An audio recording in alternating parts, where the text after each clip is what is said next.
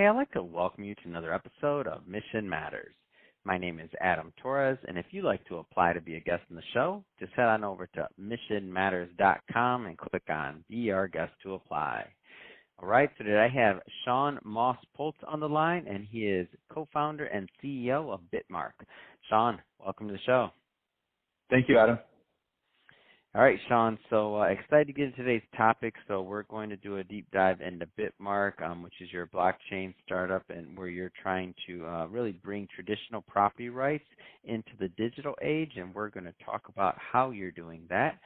But before we do, we'll start this episode the way that we start them all, with our Mission Matters Minute.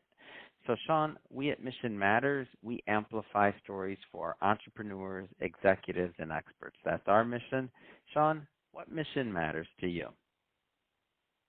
Yeah, that's actually a great way to segment even into what we do. So I started Bitmark back in 2014 with the singular purpose of bringing digital property rights into the world. So property rights are a bit like oxygen. You don't notice them until they're gone. They originally were created for land. So the ownership of land used to be just kings and queens and churches. And around the 12th century, individual people got rights to be able to own land. That became a massive asset class, as anybody that does real estate would tell you. A similar thing happened with intellectual property. So patents, trademarks, and copyrights. Again, those were things that the king and queen would grant their friends.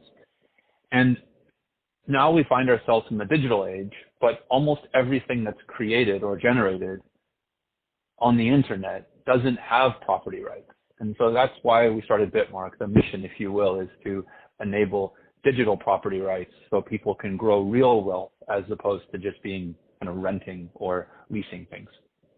Man, it's a great topic, and great to have you on as an expert in this space. And before we get further into Bitmark and what you do there, maybe just give us a little bit more about your background and just kind of how you got into entrepreneurship. Yeah. So this is actually my second company, Bitmark. My first company was making an open source mobile phone. And what's the same about both of these things is that there's some problem that I stumble upon.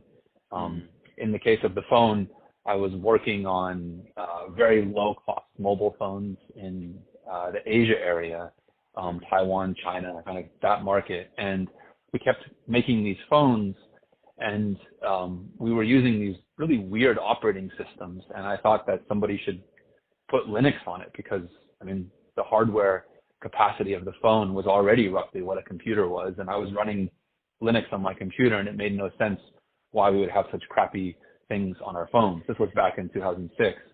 And so this is pre-iPhone, yeah? Pre-iPhone, pre-Android. Yes. Wow. Yes. Yeah, it was a good run. We weren't successful financially, but a lot of the code that we created for our phone still lives on in Android phones. And then in the case of Bitmark, sort of a different story, but quite common. There's a lot of commonality between the two. So I think of myself as an engineer that loves to build things, but I'm also the son of a lawyer. My dad does estate planning. And I got married 2012, 13, and my wife got pregnant. And my dad wanted to make a trust because he said that's what people do. Like when you have assets, you put assets in trust. So something happens to you, there's a succession plan. And the assets I wanted to put into the trust were digital things like my ebooks, my music, my Bitcoin. And my dad said that all of the digital things that I thought I owned, these books, these music, I didn't actually own. I had a license to. And then the things I did own, the Bitcoin, he had no idea what to do with because you don't have property rights to Bitcoin. The state doesn't know what to do with that kind of stuff. You can't have a lawyer call up a bank and say, hey, give me that person's Bitcoin.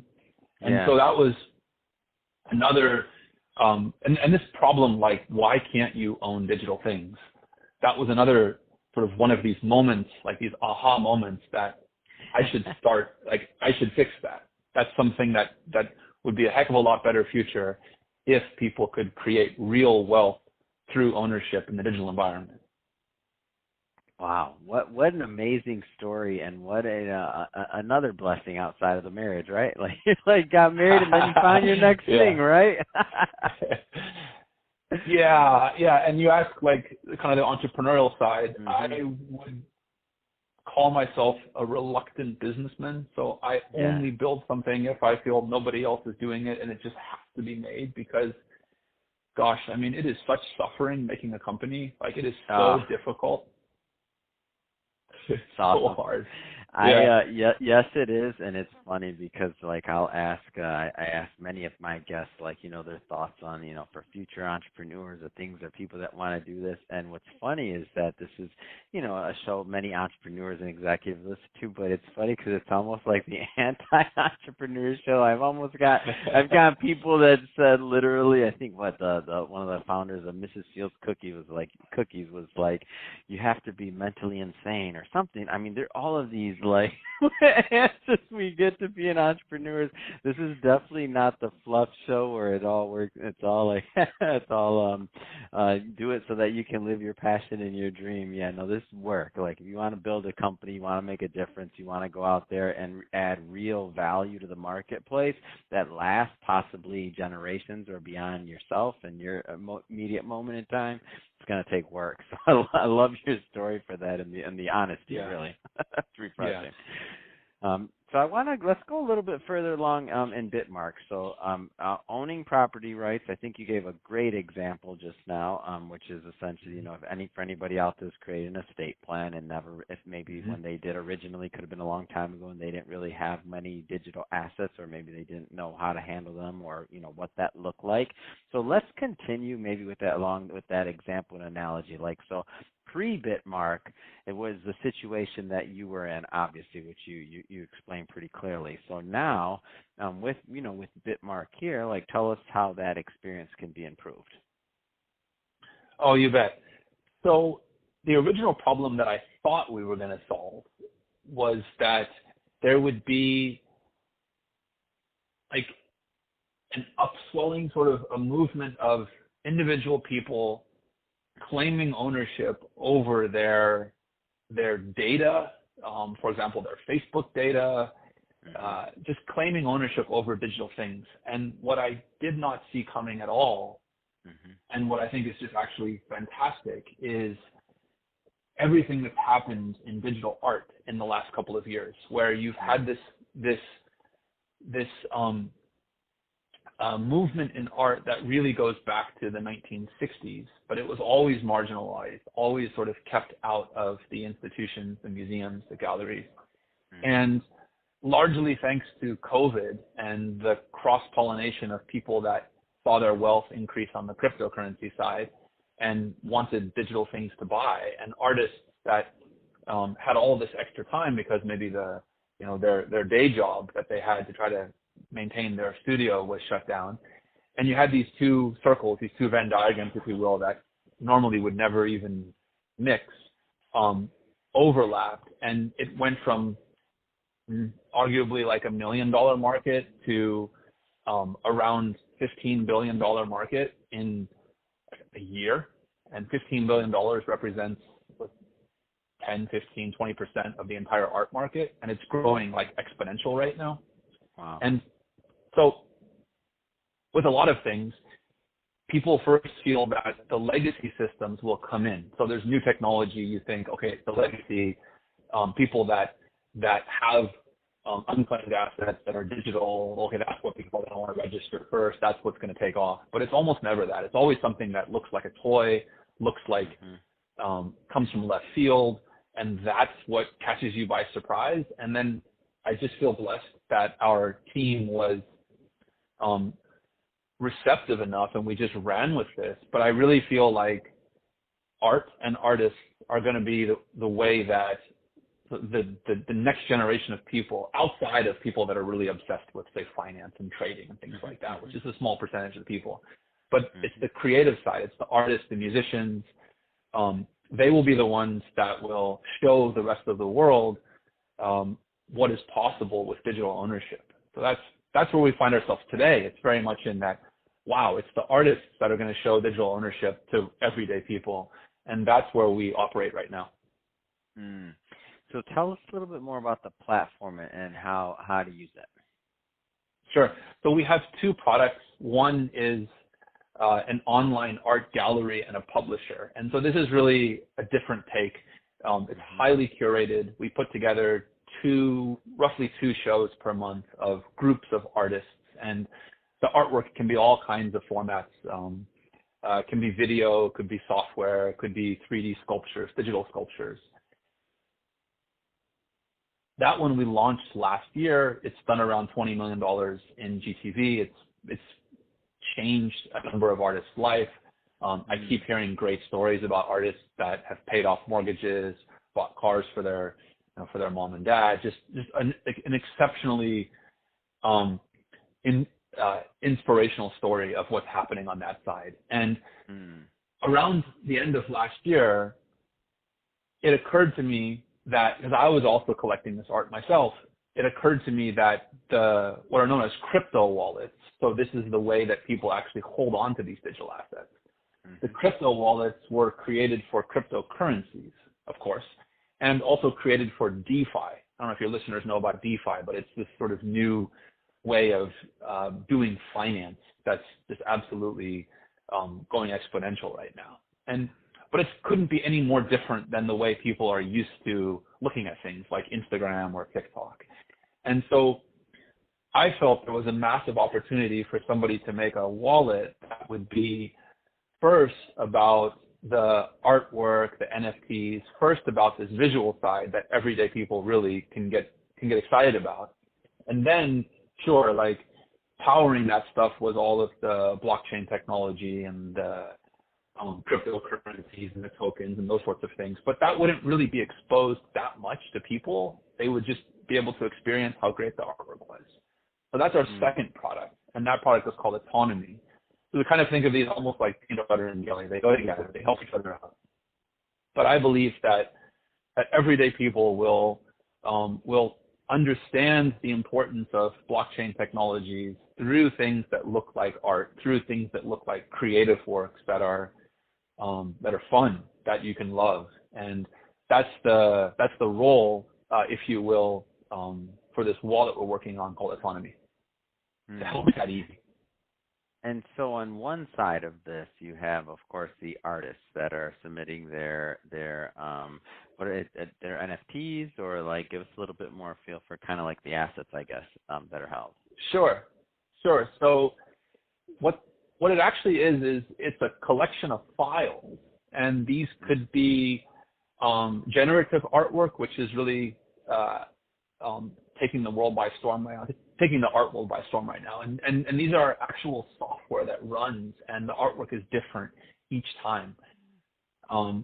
Or they could be video files, or they could be audio. We've even done shows that are only audio. And so they take these files, and then they do something that people call minting, which is kind of a strange name for it. I mean, you mint currency. You don't really mint art. But what that does is it creates records that exist in the blockchain that can then be used to secure the ownership right to that particular artwork. And it creates a provenance, so a history of who owned it when. And it also creates links to certain files that then can be stored in this distributed file system. So you get this decentralized way of not only purchasing the artwork, but also storing the artwork. So we help with all of that. That's what it means when you go mint, when you mint an artwork. And then the collector, what they buy is some digital files, and they get a record that exists in a public ledger. And that record is almost like a deed, if you will, or a title to your home or your car that organizes the useful social and economic attributes of that thing.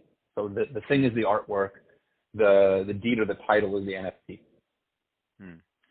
Tell me a little bit more about the user experience for the collector. Like how does that piece of it work? Yeah, we've done a lot of work on this side, and if anybody has tried at all to own digital assets, cryptocurrencies, NFTs, they'll know it's a really painful experience. You're sort of presented with... Now you know why I asked the question. There you go.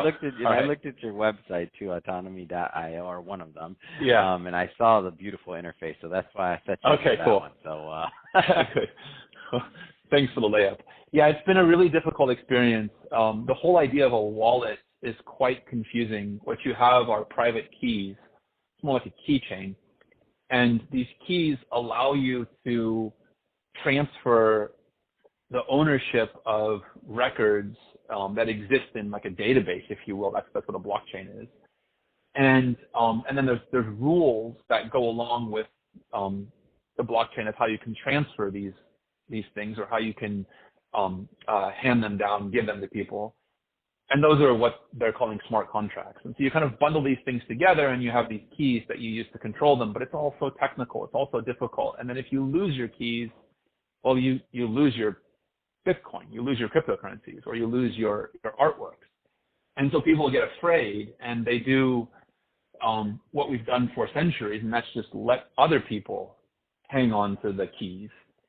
And those other people, they get hacked, or they steal those coins. I mean, that's, theft and fraud and theft are indistinguishable when it comes to cryptocurrencies and crypto assets. And so what we tried to do was to take a step back and say, look, everybody has in their pocket a general purpose computing device that has a very, very secure chip on it. And we know it's secure because that's where Apple and Google store their secrets. And so how could we make a wallet that actually leveraged the capacity to store these secrets that everybody already has, so they don't have to make it their problem? Because if you offload that problem to everyday people of, okay, how do you back up like some really, really complicated long strings of random numbers and make sure you don't lose that? You just have all sorts of problems. It's dreadfully scary. So autonomy, I think, has one of the most elegant solutions of how to do that. We don't offload that problem onto our customers, onto collectors. We help them. And then over the next, let's say, 2 to 3 months, we're going to have a way that would even allow for this kind of original failure mode, like the trust that I was talking about, where what happens if, okay, it's great, my phone is safe, but what happens if I get hit by a bus? Can my wife, can my family get access to my stuff? And so I think we've also solved that problem in a super elegant way. And that will be coming out with probably early next year.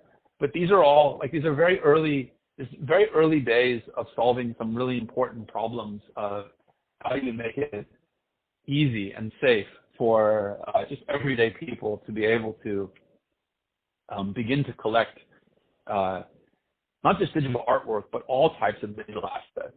And the reason is that I really do believe, this goes back to the mission, the first mission question, is that I really do believe that the next generation of wealth will be created within these digital properties. Well said, Sean. And I'll just tell you, I look forward to watching the continued growth of the company and this project. And I just love when entrepreneurs find like what they're going to do next, and just their passion, that thing that just keeps them up at night. And it sounds to me like this is the one that keeps you up at night in terms of business ideas. I mean, this is what keeps you up at night, is solving these problems and figuring out how to add value to the marketplace through Bitmark and what you're doing. And it's exciting. It's exciting to me to watch this happen. That being said, Sean, it's been great having you on the show today. I just have to ask, what's next? I mean, what's next for you? What's next for Bitmark? I think we're just on the cusp of being able to really bring the masses into this space. So a very fair criticism of all of the crypto, blockchain, Web3 space is that it's been very niche and it's been very focused on financial trading. It hasn't really created much value for the world.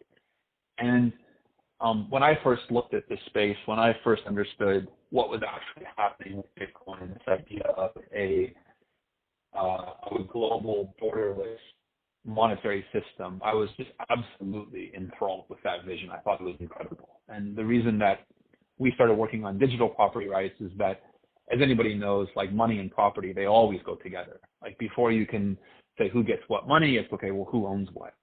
And so with this idea of people owning, and even if it's something as simple as an artwork, it gets them in the door.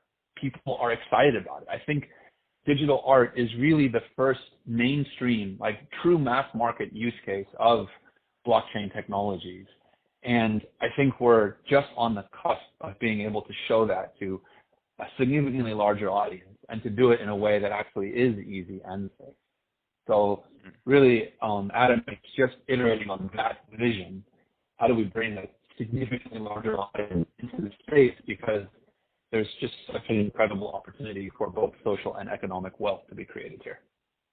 Yeah, I agree with that one completely. That being said, Sean, if somebody's watching this and they want, or listening to this, and they want to follow up and learn more about Bitmark or autonomy or any of your other work, what's the best way for them to do that?